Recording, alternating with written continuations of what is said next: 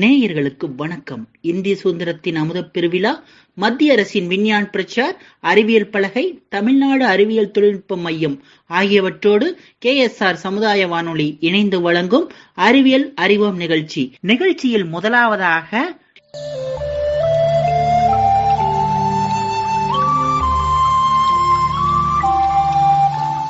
தொடர்வது அறிவியல் ஏன். பங்கு பெறுபவர்கள் கிஷோர், லோகு மற்றும் பிரபா அவர்கள். கிஷோர், நான் உங்ககிட்ட ஒண்ணு கேட்கட்டுமாடா? கேளு லோகு. நம்ம பண்ற எந்த விஷயத்திலயும் ஏன்டா அறிவியல் இருக்குன்னு சொல்றாங்க, எனக்கு ஏன்னு சொல்லுடா. எனக்கு தெரியலையே. சரி, பிரபா சொல்றதை கேட்போம் வா. சொல்றேன் கேளுங்க. நாம் அறிவியல் அறிவை ஏன் பெற வேண்டும்? பூமியில இருக்க உயிரினங்கள்ல இயற்கையிலேயே மிகவும் அறிவுள்ள உயிரினம் அப்படின்னா அது மனிதன் தாங்க. எதையும் தோண்டி துருவி பார்த்துணும் அப்படிங்கிற மனிதனோட ஆர்வமே அவன் அறிவை மேலும் மேலும் வளர்க்குதுங்க. வாழ்வை தொடர்ந்து மேம்படுத்தி கொள்ள அவன் மேற்கொண்ட முயற்சி அறிவியல் அறிவை மேலும் மேலும் வளர்த்து பல அறிவியல் கண்டுபிடிப்புகளுக்கு காரணமா இருந்துச்சுங்க. ஐரோப்பாவில் ஏற்பட்ட மறுமலர்ச்சி நவீன அறிவியல் தோன்றத்துக்கு ஒரு பெரிய காரணமா இருந்துச்சுங்க. அதற்கு முன்பே அறிவியல் கண்டுபிடிப்புகள் நிகழ்ந்திருந்தாலும் மனிதன் சிந்தனையோட்டத்தை மத நூல்களிலும் ஆட்சியாளர்கள் கட்டுப்படுத்தியும் வச்சிருந்தாங்க. அரசின் கொள்கைகளை எதிர்த்தவங்க வேட்டையாடி தண்டிக்கப்பட்டாங்க. ஆனா மறுமலர்ச்சி மக்களை கேள்வியை கேட்க வைத்தது. வரலாற்றின் இந்த காலகட்டத்துல பல கண்டுபிடிப்புகள் நிகழ்த்தப்பட்டுச்சு. மேலும் அது மனிதனை அறிவியல் முறையாகவும் சொந்த விருப்பு வெறுப்புகளுக்கு இடம் கொடுக்காமலும் அணுக வச்சுச்சுங்க. இந்த காலகட்டம் தான் நமக்கு தொழிற்புரட்சியை தந்ததுங்க. இப்ப புரிஞ்சுக்கிட்டீங்களா? புரிஞ்சுக்கிட்டோம். நிகழ்ச்சியில் தொடர்வது அறிவியல் கதை. கதை சொல்பவர் சந்தியா அவர்கள். வாங்க நேயர்களே, கதையை கேட்போம். இதயம் எவ்வாறு இயங்குகிறது? கதிரவனின் பாட்டி படுக்கையை விரித்து போட்டார். பேத்தி ராணியும் பேரன் கதிரவனும் கட்டில் மீதேறி அமர்ந்து கொண்டனர். அப்பொழுது அறைக்குள் வந்த அம்மா, பசங்களா பேசாம தூங்குங்க என்றாள். அம்மா, கதை கேட்டதான் தூக்கம் வரும் என்றாங்க கதிரவனும் ராணியும். எங்கிட்ட கதை கேட்காதீங்க, எனக்கு சமையல் அறையில வேலை இருக்கு அப்படின்னு சொல்லிட்டு அறையில இருந்தா வெளியே போயிட்டாங்க அம்மா. நம்ம பாட்டி கதை சொல்லுவாங்கள ராணி என்றான் கதிரவன். பசங்களா, நான் இன்னைக்கு கதை சொல்ல போறதில்ல, உங்களை கதை சொல்ல வைக்க போறேன் என்றாங்க பாட்டி. விஞ்ஞானிகளின் வாழ்க்கை வரலாற்று புத்தகம் ஒன்றை ராணியிடம் கொடுத்தாங்க பாட்டி. புத்தகத்திலிருந்து ஒரு பகுதியை படிக்க ஆரம்பித்தாள் ராணி. மனிதனின் இதயம் இயங்க தொடங்கியிலிருந்து இடைவிடாமல் சுருங்கி விரிந்து கொண்டே இருக்கிறது. ஒவ்வொரு முறை இதயம் துடிக்கும் போது 70 மில்லிலிட்டர் ரத்தத்தை வெளியேற்றுகிறது. இதயம் ஒரு நிமிடத்திற்கு 72 முறை துடிக்கிறது. ஒவ்வொரு முறையும் நிமிடத்திற்கு 5040 மில்லிலிட்டர், அதாவது சுமார் 5 லிட்டர் ரத்தத்தை பம்ப் செய்கிறது. கூம்பு வடிவ தசையால் ஆன உட்குழி கொண்ட உறுப்பே இதயம். இதை தசையால் அது உருவாக்கப்பட்டுள்ளது. வலது பக்கத்தில் வலது அரிக்கில், வலது வென்ட்ரிக்கிள் ஆகிய 2 அறைகளும், இடது பக்கத்தில் இடது அரிக்கில், இடது வென்ட்ரிக்கிள் ஆகிய 2 அறைகளும் உள்ளன. இந்த அறைகளை ஒரு தடுப்பு சுவர் பிரிக்கிறது. அதனால் ஆக்சிஜன் நிறைந்த இரத்தமும் ஆக்சிஜன் குறைந்த இரத்தமும் முறையாக பிரிக்கப்படுகிறது என்று ராணி படித்து கொண்டிருந்தார். உடனே பாட்டி, ராணி புத்தகத்தை கதிரவனம் கொடு அப்படின்னாங்க. கதிரவன் படிக்க தொடங்கினான். இதயம் சுருங்கி விடுவதால் இரத்தம் இதயத்திலிருந்து வெளியேறுகிறது. உடலின் அனைத்து பகுதிகளுக்கும் ஆக்சிஜன் குறைந்த இரத்தம் மேல் பெருஞ்சிறை மற்றும் கீழ் பெருஞ்சிறைகளின் மூலமாக வலது ஆரிகளுக்கு கொண்டு வரப்படுகிறது. அதே வேளையில் நுரையீரல்களிலிருந்து நுரையீரல் சிரைகளால் கொண்டு வரப்படும் ஆக்சிஜன் மிகுந்த இரத்தம் இடது ஆரிகளில் நிரம்புகிறது. பின்னர் ஒரே சமயத்தில் ஆரிக்கீர்கள் சுரங்குகின்றன. இப்போது ஈரிதழ் மூவிதழ் வாழ்வுகள் வழியாக இரத்தம் வலது வென்ட்ரிக்கிளிலிருந்து நுரையீரல் தமனிக்கும் இடது வென்ட்ரிக்கிளிலிருந்து மகா தமனிக்குள்ளும் செலுத்தப்படுகிறது. பல்மோலரி மற்றும் பெருந்தமனி வாழ்வுகள் இரத்தம் பின்னோக்கி செல்ல விடாமல் தடுக்கின்றன. இப்படித்தான் இதயம் வேலை செய்கிறது என்று கூறி முடித்தான் கதிரவன். இதயம் இயங்குகிற விதத்தை முதலாக கண்டறிந்து கூறியவர் வில்லியம் ஹார்வி. இவர் இங்கிலாந்து நாட்டைச் சேர்ந்தவர். 1578ஆம் ஆண்டு பிறந்தவர். பணக்கார குடும்பத்தைச் சேர்ந்தவர் அப்படின்னு ராணி சொன்னாங்க. பாட்டி அதுக்கப்புறமா ஹார்வி பள்ளிக்கு சென்றபோது ஹார்விக்கு வயது 10. அடுத்த 5 ஆண்டுகளில் கேம்பிரிட்ஜ் பல்கலைக்கழகத்தில் படித்தார். அப்போது அவரது விருப்பமான பாடம் மருத்துவம். மரண தண்டனை அடைந்த 2 குற்றவாளிகளின் உடல்கள் பல்கலைக்கழகத்திற்கு அன்பளிப்பாக வழங்கப்பட்டன. அந்த சடலங்களை அறுத்து பார்த்து உடல் பாகங்களை மாணவர்கள் அறிந்து கொண்டனர். உடல் பாகங்களை அறிவதில் ஹார்விக்கு அதிகரித்தும். இத்தாலி சென்று பாதுல்லா பல்கலைக்கழகத்தில் சேர்ந்தார் ஹார்வி. கேலன் என்ற பண்டை கால மருத்துவ அறிஞர் உடல் கூறு பற்றி 1000 பக்கங்கள் கொண்ட 20 நூல்களை எழுதியிருந்தார். அவை முக்கியமான நூல்கள் என்றாலும் ஹார்விக்கு சற்று கருத்து மாறுபாடு இருந்தது. இங்கிலாந்து திரும்பிய ஹார்வி பேராசிரியரானார். 1ஆம் சார்லஸ் மன்னர் ஹார்வியை தன் மருத்துவராக அமர்த்தி கொண்டார். பாட்டி சொல்லிக் கொண்டிருக்கும் போதே நான் சொல்கிறேன் என்று ராணி அந்த புத்தகத்திலிருந்து இன்னொரு பகுதியை படித்தார். ஹார்வி விலங்குகளை வைத்து ஆராய்ந்தார். இதய தசைகள் சுருங்கி வருவதை கண்டறிந்தார். இதயத்தின் வழியே இரத்த ஓட்டம் நடைபெறுகிறது. தமனிகளின் மூலம் இரத்தம் வெளியேறுகிறது. சிரைகளின் மூலம் இரத்தம் இதயத்திற்கு வந்து சேர்கிறது. இரத்தம் முன்னோக்கி செல்ல இரத்த வால்வுகள் பயன்படுகின்றன என்ற பல உண்மைகளை கண்டறிந்தார் வில்லியம் ஹார்வி. மன்னர் 1ஆம் சார்லஸ் மருத்துவரால் இறந்தார் அல்லவா? அந்த மன்னர் அரசியல் காரணமாக கொலை செய்யப்பட்டார். நல்ல வேளையாக இப்படுகொலை நடைபெறுவதற்கு முன்னாகவே மன்னரிடம் பணியாற்றிருந்து விலகி கொண்டார் ஹார்வி. வில்லியம் ஹார்வி 1657ஆம் ஆண்டு மரணமடைந்தார்.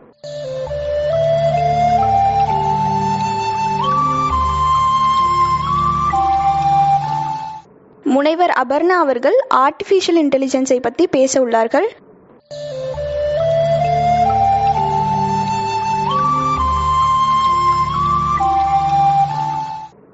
கேஎஸ்ஆர் பண்பலை நேயர்கள் அனைவருக்கும் என் முதற்கண் வணக்கம். நான் கோவையிலிருந்து முனைவர் என் அபர்ணா. 5ஆம் தலை தகவல் தொடர்பு பற்றி கூறுங்கள். வளர்ந்து வரும் இளைய சமுதாயத்தின் அறிவாற்றலும் செயல்திறனும் அதிகரித்து வருவது போலவே தற்போதைய 5ஆம் தலைமுறை தொலைத்தொடர்பு தொழில்நுட்பம், கணினி, அதனால் இயக்கப்படும் இயந்திர மனிதன் போன்றவைகளின் பணிகள் மற்றும் பயன்கள் மேலாதிக்கம் பெற்று வருகின்றன. செயற்கை நுண்ணறிவை பற்றி கூறுங்கள். கணினி துறையில் வருங்காலத்தில் இந்தியாவில் மட்டுமல்லாது உலக அளவில் அதிக வேலைவாய்ப்புகளை அள்ளித்தரக்கூடிய துறையாக செயற்கை நுண்ணறிவு என்று சொல்லப்படக்கூடிய ஆர்டிஃபிஷியல் இன்டெலிஜென்ஸ் AI பற்றிய சிறிய விளக்கத்தை கேட்கலாம். ஒரு விஷயத்தை பற்றி நல்லா புரிஞ்சுக்கிட்டு சூழ்நிலைக்கு தகுந்த மாதிரி சிந்திச்சு அதை செயல்படுத்துறது தான் நுண்ணறிவுன்னு சொல்கிறாங்க. நம்ம பூமியில் இருக்கிற எல்லா உயிரினங்களிலும் இந்த நுண்ணறிவை முன்னோடியாக இருக்கிறது மனிதர்கள் தான். இந்த நுண்ணறிவை செயற்கையான முறையில் இயந்திரங்களில் செயல்படுத்துகிற முயற்சி தான் ஆர்டிஃபிஷியல் இன்டெலிஜென்ஸ். இதை 2 வகையாக பிரிக்கலாம். ஒன்று செயற்கை பொது நுண்ணறிவு ஆர்டிஃபிஷியல் ஜெனரல் இன்டெலிஜென்ஸ், மற்றொன்று குறுகிய செயற்கை நுண்ணறிவு நேரோ ஆர்டிஃபிஷியல் இன்டெலிஜென்ஸ். செயற்கை பொது நுண்ணறிவுனா என்ன? ஆர்டிஃபிஷியல் ஜெனரல் இன்டெலிஜென்ஸ்னா நம்ம இது எளிமையாக சொல்லணும்னா டெர்மினேட்டர், இயந்திரன் போன்ற படங்கள்லாம் பார்த்தோம்னா ரோபோஸ் தானாகவே தங்களை உருவாக்குற சக்தி கொண்டிருக்கும். சூழ்நிலைக்கு தகுந்த மாதிரி எல்லா விஷயங்களும் மனிதர்கள் மாதிரி பண்ணும். ஏன் மனிதர்களை கூட எதிர்த்து போராடுற மாதிரியெல்லாம் காட்டியிருப்பாங்க. இந்த மாதிரி பல்வேறு துறைகளில் தானாகவே சிந்திச்சு மனிதர்கள் மாதிரியே எல்லா விஷயத்தையும் பண்ணுறது தான் செயற்கை பொது நுண்ணறிவு. நம்ம கிட்ட இருக்கிற டெக்னாலஜியை வச்சு இந்த மாதிரி ஆர்டிஃபிஷியல் ஜெனரல் இன்டெலிஜென்ஸ் உருவாக்குறது ரொம்ப கடினம். அந்த நிலைமைக்கு நம்ம போக இன்னும் பல வருஷங்கள் ஆகும்னு விஞ்ஞானிகள் கணிக்கிறாங்க. இன்னொரு வகையை சேர்ந்த குறுகிய செயற்கை நுண்ணறிவு நேரோ ஆர்டிஃபிஷியல் இன்டெலிஜென்ஸ். இது பல்வேறு துறைகளில் ஒரே இயந்திரங்கள் இயங்காம ஒரு குறிப்பிட்ட துறைக்கு மட்டும் அந்த இயந்திரத்தை உருவாக்கி அதுக்கு அந்த துறையில் தானாகவே சிந்திச்சு சிறப்பாக மனிதர்கள் விடவே ரொம்ப சிறப்பாக செயல்படுத்துகிற திறனை கொடுக்குறாங்க. குறுகிய செயற்கை நுண்ணறிவு அப்படின்னு சொல்கிற இதுதான் இப்போதைக்கு நம்ம கிட்ட இருக்கிற எல்லா டெக்னாலஜிலையுமே இருக்கு. செயற்கை நுண்ணறிவு பற்றிய புரிதலுக்காக வரலாற்றை சற்று விரிவாகவே கேட்கலாம். பல ஆயிரம் வருஷங்களுக்கு முன்னாடியே மனுஷங்களோட வேலையை சுலபமாக்குறதுக்கு ஆட்டோனமஸ் ரோபோஸ் பற்றி நம்ம கற்பனை பண்ண ஆரம்பிச்சிருக்கோம். கிரீஸ், ஈஜிப்ட் மாதிரியான நாடுகளில் இதுக்கான தடயங்கள் இருக்கு. இந்த ரோபோ அப்படின்ற ஒரு வார்த்தையை 1921 நடந்த ஒரு சயின்ஸ் ஃபிக்ஷன் ட்ராமாவில் உபயோகப்படுத்தியிருக்காங்க. அதுக்கப்புறம் தான் தானாகவே யோசித்து செயல்படக்கூடிய ஆட்டோனமஸ் மிஷின்ஸை பற்றி நிறைய கதைகள்லையும் படங்கள்லையும் அதிகமாக பேச ஆரம்பித்தாங்க. செயற்கை நுண்ணறிவு பற்றி கொஞ்சம் விரிவாக கூறுங்க. 1940s தான் ஹியூமன் மாதிரியே ஒரு நுண்ணறிவை செயற்கையாக கிரியேட் பண்ண முடியுமான்னு நிறைய பேர் சீரியஸாக யோசிக்க ஆரம்பிக்கிறாங்க. அப்போதான் 1943 வாரன் மெக்கலே அப்படின்ற ஒரு நியூரோ பிசியாலஜிஸ்டும் அவரோட ஃப்ரெண்டான வால்டர் பிட்ஸ் இவங்க 2 பேரும் ரொம்ப ஆராய்ச்சிக்கு பிறகு நம்ம மூளையில இருக்கக்கூடிய நியூரான் செல் எப்படி வேலை செய்யறது அப்படின்ற மாதிரி ஒரு பேப்பர் பப்ளிஷ் பண்ணியிருந்தாங்க. 1943 பேப்பர் பப்ளிஷ் பண்ண இந்த தான் இன்னைக்கு வரைக்கும் இருக்கிற நியூரல் நெட்வொர்க்ஸ் எல்லாத்துக்குமே ஒரு பேஸ். எந்த ஒரு விஷயத்தை வச்சு ஒரு மிஷினுக்கு நுண்ணறிவு இருக்கா இல்லையான்னு தெரிஞ்சுக்கிறதுன்னு நிறைய பேர் யோசிச்சுட்டு இருந்தாங்க. 1950 தான் ஆல் டியூரிங் அப்படின்ற ஒரு கம்ப்யூட்டர் சயின்டிஸ்ட் இந்த பேப்பர்ல இருந்த டியூரிங் டெஸ்ட் அப்படின்ற ஒரு டெஸ்ட்டை அறிமுகப்படுத்துறாரு. இதுல ஒரு சில ஹியூமன்ஸ், அப்புறம் ஒரு கம்ப்யூட்டர், மானிட்டர், கீபோர்டு இதெல்லாம் மட்டும் வச்சுக்கிட்டு குறுஞ்செய்தி அனுப்புற மாதிரி, அதாவது டெக்ஸ்ட் மெசேஜ் அனுப்பி கம்யூனிகேட் பண்ணிக்கிட்டு இருப்பாங்க. இந்த செய்தி தொடர்பு எல்லாத்தையுமே ஒரு ஹியூமன் ஜட்ஜ் பார்த்துக்கிட்டு இருப்பாங்க. அந்த ஜட்ஜால எது ஹியூமன் எது கம்ப்யூட்டர்னு சொல்ல தெரியல அப்படின்னா அந்த டெஸ்ட்ல இந்த கம்ப்யூட்டர் பாஸ் ஆயிடுச்சுன்னு அர்த்தம். அதுக்கு நுண்ணறிவு இருக்குன்னு நம்ம ஒத்துக்கலாங்கிற ஒரு முடிவுக்கு வராங்க. செயற்கை நுண்ணறிவு எப்போது கண்டுபிடிக்கப்பட்டது? 1956 டார்மவுத் காலேஜில் நடந்த ஒரு கான்ஃபரன்ஸ்ல தான் இந்த செயற்கை நுண்ணறிவுன்ற வார்த்தையை முதல்ல அறிமுகம் பண்றாங்க. இந்த கான்ஃபரன்ஸ்ல பல முக்கிய நபர்களான மேவின் மென்ஸ், ஜான் மெக்கர்த்தி, சைமன் நாவல் போன்ற நிறைய மக்கள் கலந்துக்கிறாங்க. இந்த கான்ஃபரன்ஸ்லயே லாஜிக் தியரிஸ்ட் அப்படின்னு சொல்லிட்டு ஒரு செயற்கை நுண்ணறிவு ப்ரோக்ராமையும் ரிலீஸ் பண்றாங்க. இந்த செயற்கை நுண்ணறிவு ப்ரோக்ராம்ல தியரம்ஸ்க்கு ப்ரூஃப் எழுதுற மாதிரி சின்ன சின்ன வேலைகளை தான் பண்ண முடியுது. அதை தாண்டி எந்த ஒரு கடினமான ஒரு விஷயத்தையும் சரியா செஞ்சு முடிக்க முடியல. ஆனா அந்த காலகட்டத்துல இந்த ஒரு விஷயமே ரொம்ப பெருசா தெரிஞ்சதால நிறைய பேரு இதே மாதிரியான செயற்கை நுண்ணறிவு ப்ரோக்ராம்ஸை எழுத முயற்சி பண்ணிட்டு இருந்தாங்க. 1958 லிஸ்ப் ப்ரோக்ராமிங் லாங்குவேஜை அறிமுகப்படுத்துறாங்க. இந்த லிஸ்ப் அப்படின்ற வார்த்தையே லிஸ்ட் ப்ராசஸர் அப்படின்ற ஒரு மிஷின்ல இருந்து வந்தது தான். இந்த செயற்கை நுண்ணறிவு ப்ரோக்ராம்ஸ் எல்லாமே ஒரு சின்ன வட்டத்துக்குள்ள ஆப்ரேட் ஆகிற மாதிரி சிம்பாலிக் லாஜிக் வழியா நீங்க முன்னாடியே எல்லா விஷயத்தையும் சொல்ல வேண்டியது இருந்தது. இந்த லாஜிக்னாலேயே அதுக்கு அடுத்து ரொம்ப வருஷங்களுக்கு இந்த லிஸ்ப் ப்ரோக்ராமிங் செயற்கை நுண்ணறிவு ஆராய்ச்சி துறையில ரொம்ப பாப்புலரான ஒரு லாங்குவேஜா இருந்தது. 1966 தான் எலிசா ப்ரோக்ராம் ரிலீஸ் ஆச்சு. இந்த ப்ரோக்ராம் ஒரு சைக்கோ தெரபிஸ்ட் மாதிரியே பிஹேவ் பண்ணிட்டு இருந்தது. நம்ம கேட்ட கேள்விகளுக்கு கொஞ்சம் மாத்தி மாத்தி பதில்களை சொல்லி சமாளிச்ச மாதிரி இருந்தது. 1970s இந்த செயற்கை நுண்ணறிவு ஆராய்ச்சி எங்க போக போகுது அப்படின்னு சரியா தெரியாத ஒரு நேரத்துல மூவின் மின்ஸ்கி, செய்மோர் அப்படின்ற 2 பேரும் மைக்ரோ ஏஐ அப்படின்ற ஒரு கான்செப்டை அறிமுகப்படுத்தினாங்க.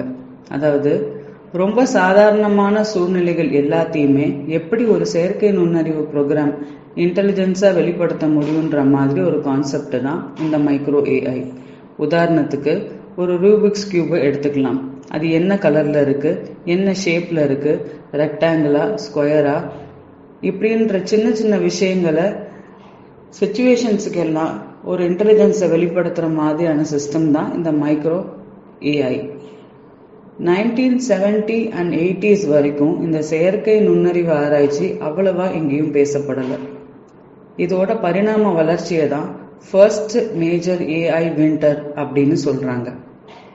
1980s இந்த செயற்கை நுண்ணறிவு ஆராய்ச்சி மறுபடியும் கொஞ்சம் கொஞ்சமா உயர ஆரம்பிக்குது.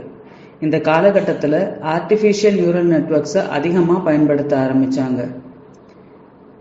இது நம்ம பிரெயினோட சில செயல்பாடுகளை செயற்கையா உருவாக்கி அதுக்கப்புறம் இன்டெலிஜென்ஸை டெவலப் பண்ற மாதிரியான ஒரு சிஸ்டம். 1980 ஜப்பான்ல 5th ஜெனரேஷன் கம்ப்யூட்டர் சிஸ்டம் அப்படின்ற ஒரு ப்ராஜெக்டை ஆரம்பிக்கிறாங்க. இந்த ப்ராஜெக்டோட முக்கிய குறிக்கோளே கம்ப்யூட்டர்ஸ்க்கு மனுஷங்க மாதிரியே இந்த விஷயத்தினாலதான் இந்த விஷயம் நடக்குது அப்படின்ற ஒரு ரீசனிங் பண்ணக்கூடிய ஒரு திறமை வளரணுங்கிறதுக்காகவே மொழியை டிரான்ஸ்லேட் பண்றதுக்காகவும் படங்கள்ல இருந்து இமேஜஸ்ல இருந்து ஏதாவது ஒரு விஷயத்தை ரிப்போர்ட் பண்றதுக்காகவும் இதை பண்ண ஆரம்பிக்கிறாங்க. அப்ப இருந்த செயற்கை நுண்ணறிவு ப்ரோக்ராம்ஸ் எல்லாமே அதுக்கான டாஸ்கை ஓரளவுக்கு ஒழுங்கா பண்ணி முடிச்சிட்டு இருந்தது.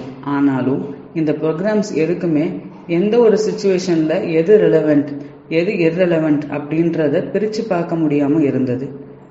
பொதுவாகவே ஹியூமன்ஸ் சப்கான்ஷியஸா நிறைய விஷயம் காமன் சென்ஸ்ல இருந்து டெரைவ் பண்ண நாலேஜை வச்சு பண்ணிக்கிட்டு இருக்கோம். உதாரணத்துக்கு ஒரு ரூம்குள்ள போறீங்க அப்படின்னா அங்க இருக்கிற சேர் மேலேயோ டேபிள் மேலேயோ ஏறக்கூடாது அப்படின்றது ரொம்ப காஷியஸா இல்லாமலே உங்களுக்கு தெரியும்.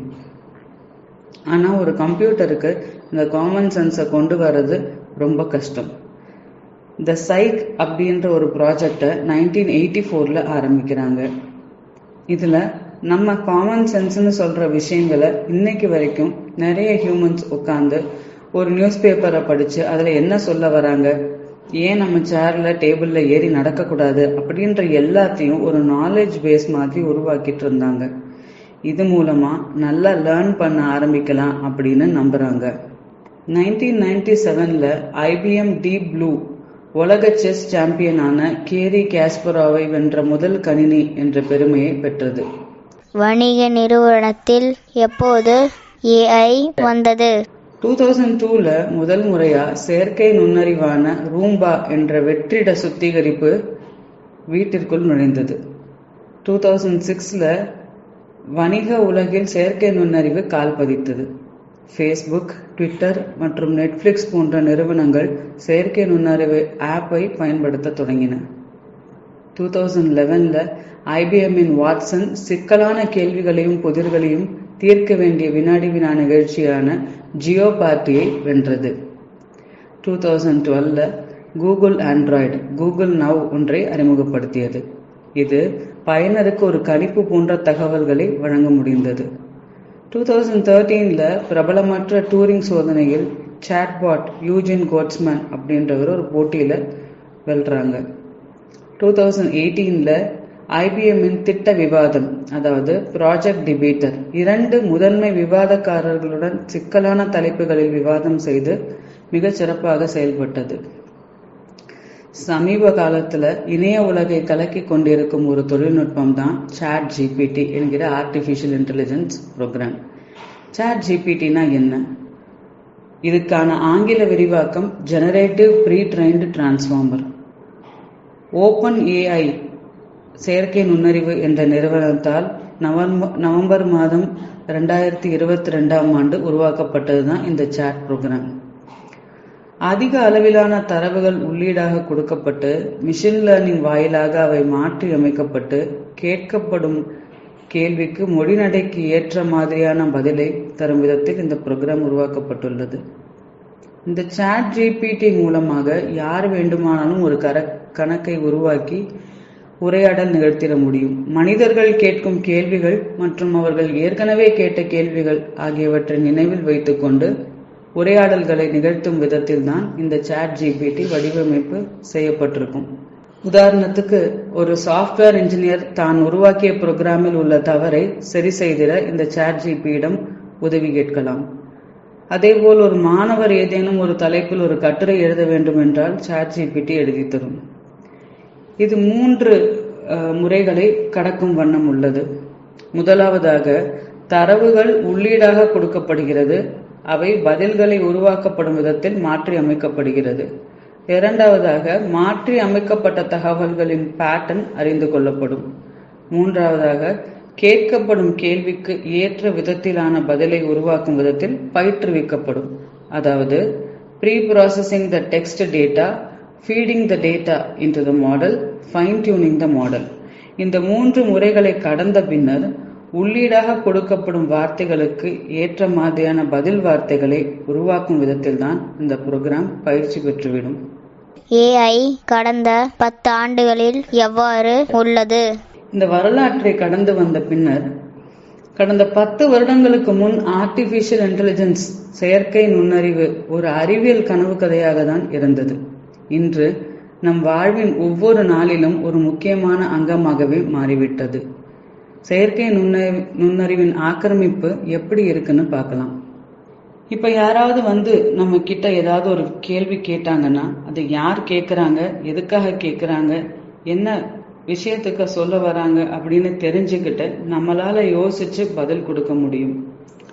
இதே மாதிரியான ஒரு திறனை இயந்திரங்களுக்கு கொடுக்கறத ஆர்டிஃபிஷியல் இன்டெலிஜென்ஸ்ல ஸ்பீச் ரெகக்னிஷன் அப்படின்னு சொல்றாங்க. ஆண்ட்ராய்ட் ஃபோனில் இருக்கிற கூகுள் அசிஸ்டண்ட், அப்புறம் ஆப்பிள் ஃபோன்ஸில் இருக்கிற சிரி, அமேசானில் இருக்கிற அலெக்சா, இது எல்லாமே ஸ்பீச் ரெகக்னிஷனுக்கு எடுத்துக்காட்டாக சொல்லலாம். அதுகிட்ட போய் நீங்கள் ஏதாவது கேட்டிங்கன்னா புரிஞ்சுக்கிட்டு அதுக்கு தகுந்த மாதிரி பதிலை சொல்ல முடியும்.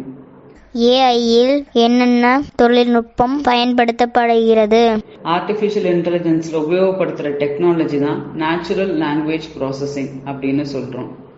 இது ஸ்பீச் ரெக்கமெண்டேஷன்ஸ்க்கு மட்டும் இல்லை, வாட்ஸ்அப்பில் போய் நீங்கள் ஏதாவது டைப் பண்ணாலோ, ஃபேஸ்புக்கில் ஏதாவது ஷேர் பண்ணாலோ, ஒரு எமோஷன்ஸு இல்லை ஒரு ஸ்மைலி மாதிரி கொடுத்தாலோ அதை கூட புரிஞ்சுக்கிட்டு என்ன சொல்கிறீங்கிறத தகுந்த மாதிரி செயல்படுத்த முடியும்.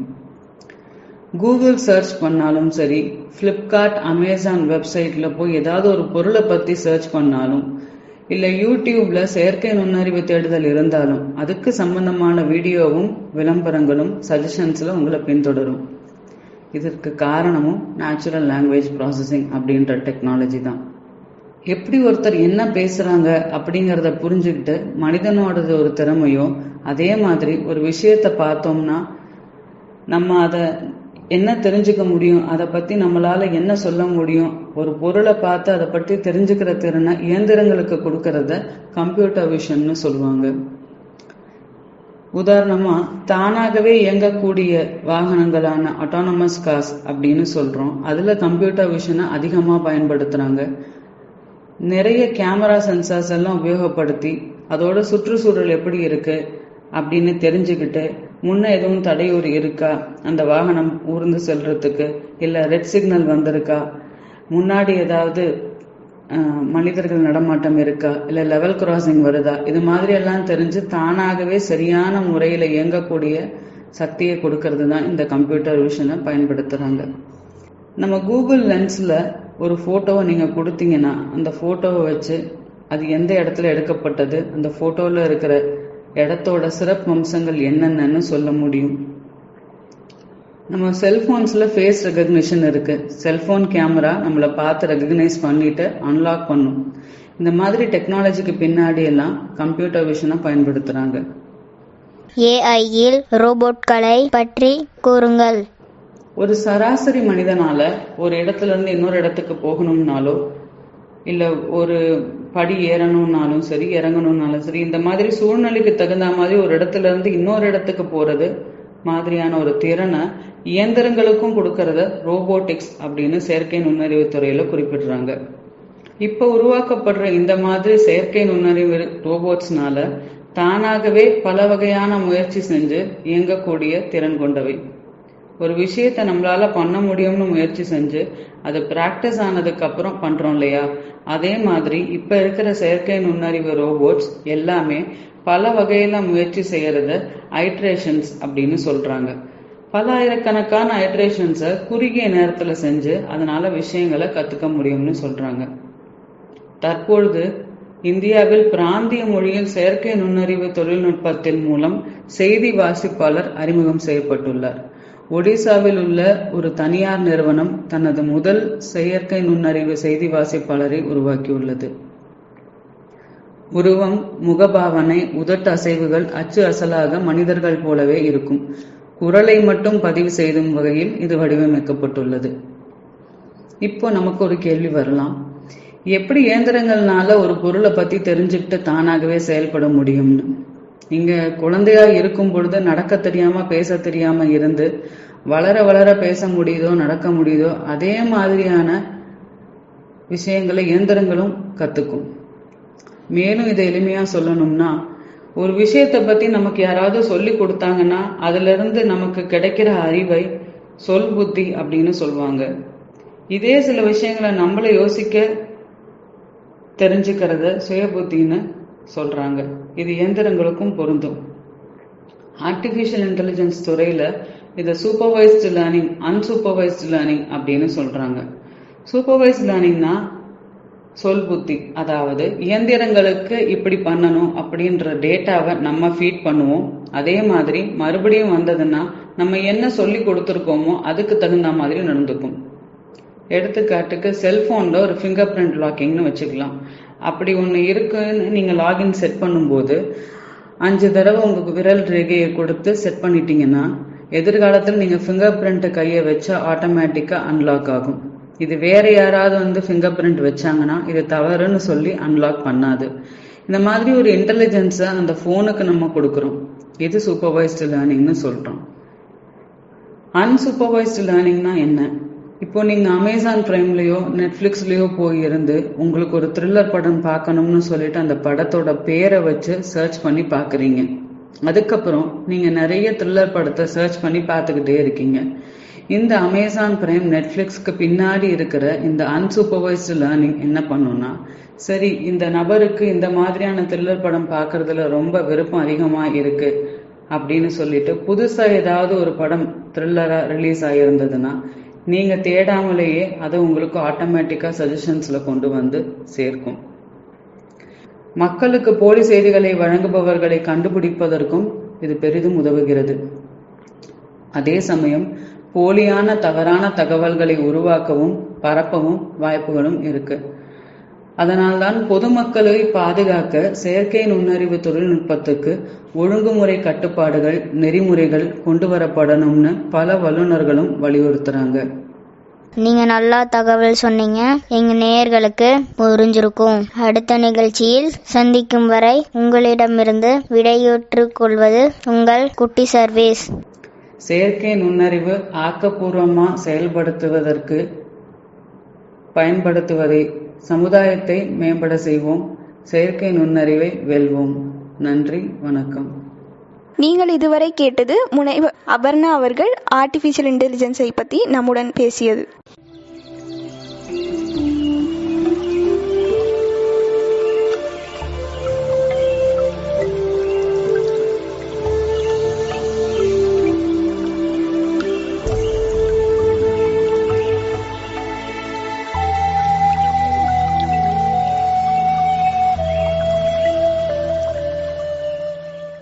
நேயர்கள் இதுவரைக்கும் KSR சமுதாய வானொலி அலைவரிசை 90.4 கேட்டு ரசித்த நிகழ்ச்சி அறிவியல் அறிவோம் நிகழ்ச்சி.